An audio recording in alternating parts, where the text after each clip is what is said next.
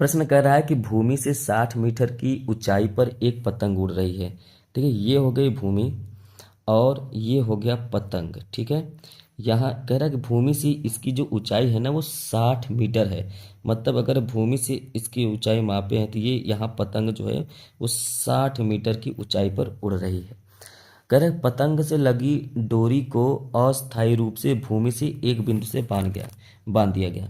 यहाँ पर वो बिंदु मान लेते हैं और इसी बिंदु से पतंग की डोरी को बांध दिया गया। और यहाँ पर कह रहा है कि भूमि के साथ डोरी का झुकाव 60 डिग्री है। मतलब ये जो झुकाव है ये 60 डिग्री है। ठीक, और यह मानकर कि डोरी में कोई ढील नहीं है। मतलब अगर आप पतंग देखते होंगे उड़ते हुए तो पतंग उड़ते समय जो डोरी होती है वो इस तरीके से उड़ती है ना, जब बहुत ज़्यादा ऊंचे चली जाती है तो।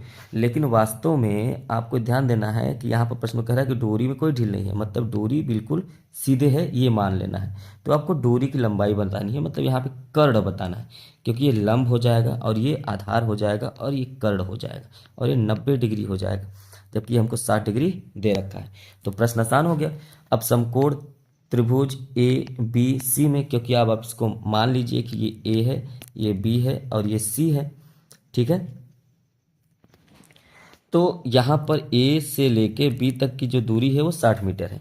तो आप कहेंगे कि समकोण त्रिभुज ए बी से, अब यहाँ पे देखिए टैन थीटा का मान नहीं लगाएंगे, यहाँ पे लगाएंगे साइन थीटा, है ना, क्योंकि हमको कर्ण निकालना है। तो साइन थीटा बराबर क्या हो जाएगा, तो कहेंगे कि लंब बटे में कर्ण हो जाएगा।